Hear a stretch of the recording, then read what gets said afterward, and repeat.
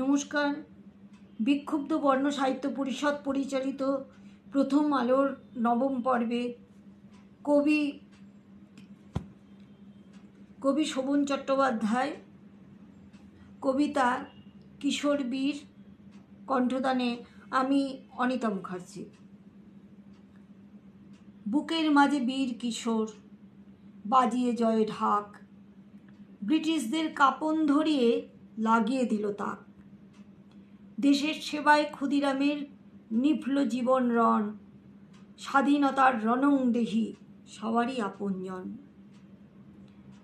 হৃদয় জুড়ে সেই ছেলেটা ভারতবাসীর কথা সবার মনে জন্ম দিল। ভারতের স্বাধীনতা যেতাই হোক না জন্ম, থাকবেই ক্ষুদির নাম, উঠবে জ্বলে বন্যি শিখায় বাংলার সন্তান। নমস্কার।